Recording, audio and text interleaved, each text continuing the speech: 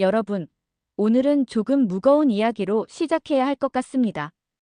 2025년 11월 27일, 중국 국무원이 발표한 군비통제 백서에서 우리가 익숙하게 보아왔던 단어가 하나 사라졌습니다. 바로 한반도 비핵화, 이 6글자입니다. 그동안 중국은 국제사회 앞에서 한반도 비핵화를 지지한다고 말해왔습니다. 이 문구는 단지 외교적 수사가 아니라 동북아 안보 구조의 기본 가정이었죠. 미국도, 한국도, 일본도, 중국도 모두 이 문장 하나를 출발점으로 놓고 전략을 짜왔습니다.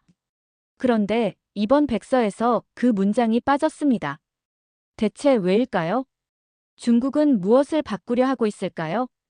그리고 한국은 어떤 선택을 강요받게 될까요? 회의실 조명 아래 펼쳐진 60페이지짜리 백서. 전문가들이 처음 페이지를 넘겼을 때만 해도 별다른 변화는 없어 보였습니다. 하지만 15페이지, 과거라면 반드시 등장하던 문장이 없어졌습니다.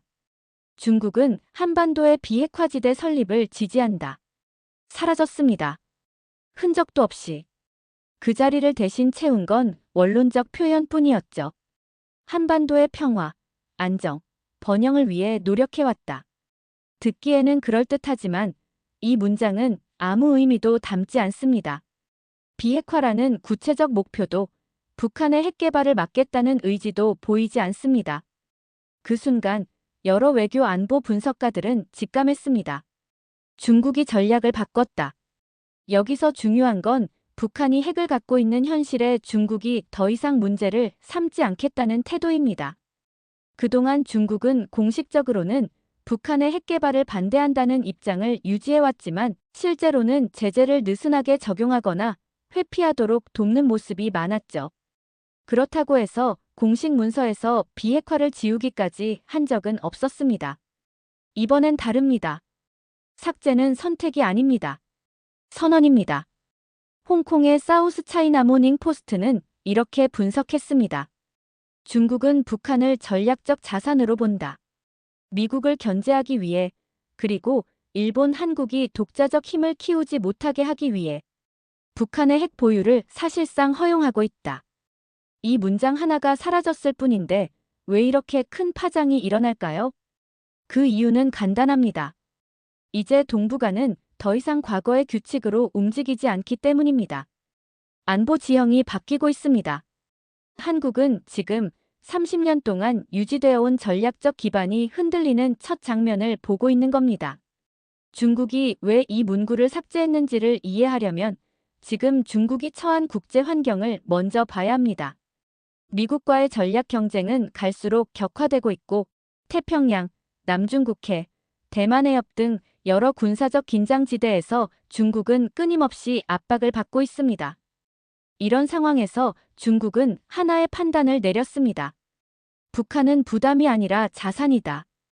북한이 핵을 보유하고 있으면 미국은 한국과 일본에 더 많은 안보 비용을 요구할 것입니다. 한국은 미국과 더 긴밀한 확장 억제를 요구하게 되고 일본은 군사력 증강으로 나아가게 됩니다. 그러면 동북아 전체가 미국 중심의 안보 구조로 더욱 결속되죠. 중국은 이 흐름을 막고 싶습니다. 그래서 중국은 비핵화라는 말 대신 대화 재개, 압박, 중단, 안정 유지라는 표현만 남겨놓았습니다. 중국 입장에서 북한의 핵은 미국을 괴롭히는 지렛대가 될 수 있기 때문이죠. 핵을 줄이려는 게 아니라 핵을 관리 가능한 전략 요소로 본 것입니다. 중국이 정말 바라는 건 북한이 미국과 직접 협상하는 구도가 유지되는 것입니다. 왜냐하면 그런 상황이 되어야 미국이 동북아 안보를 단독으로 통제할 수 없게 되기 때문입니다. 북한의 핵은 미국에게 골칫거리지만 중국에게는 전략적 완충지대입니다. 이제 문제는 한국입니다. 한국은 비핵화를 전제로 대북 정책을 설계해왔습니다. 확장 억제도, 대북 제재도, 남북 대화도 모두 이 문장을 기반으로 움직여왔죠. 하지만 중국이 이 전제를 버린 순간 한국은 선택의 기로에 서게 됩니다. 1. 미국과 더 강한 군사적 결속으로 갈 것인가? 최근 한국의 핵 추진 잠수함 논의, 전술핵 재배치 여론, 한국, 미국, 일본, 미사일, 방어망 통합 등이 바로 그 흐름입니다. 이 혹은 중국의 의도와 충돌하지 않는 선에서 균형 전략을 더 정교하게 조정해야 하는가. 한국 경제의 상당 부분이 중국 시장과 연결되어 있기 때문에 외교안보 전략의 조정은 매우 민감한 문제입니다. 중국이 삭제라는 행동을 택한 이유는 단순합니다. 그들은 더 이상 동북아에서 미국 주도의 비핵화 구도를 인정하지 않겠다는 뜻을 명확하게 밝힌 것입니다. 그리고 그로 인해 한국은 새로운 전략 설계를 요구받고 있습니다. 홍콩 사우스 차이나 모닝 포스트는 이번 사안을 매우 강하게 보도했습니다. 그들의 표현을 그대로 옮기면 이렇습니다.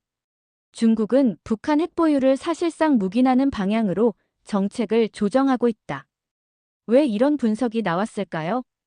그 근거를 하나씩 살펴보겠습니다. 첫째, 중국은 북한을 군사적으로 비핵화시키는 것이 사실상 불가능하다는 결론에 도달했습니다. 지난 20년 동안 국제사회의 압박에도 불구하고 북한은 핵무기를 지속적으로 고도화해 왔습니다. 중국도 이제 현실을 받아들인 것입니다. 둘째, 중국은 북한의 핵이 미국에 대한 견제 수단이 된다고 판단합니다. 미국이 한국, 일본과 동맹을 강화할 때마다 중국은 부담을 느낍니다.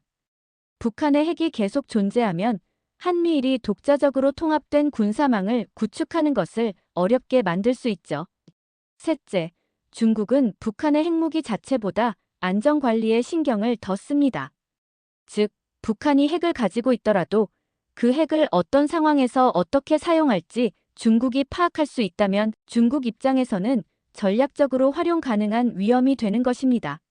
넷째, 중국은 핵보유국으로서 북한을 인정하는 대신 북한에 대해 일정한 영향력을 유지할 수 있습니다.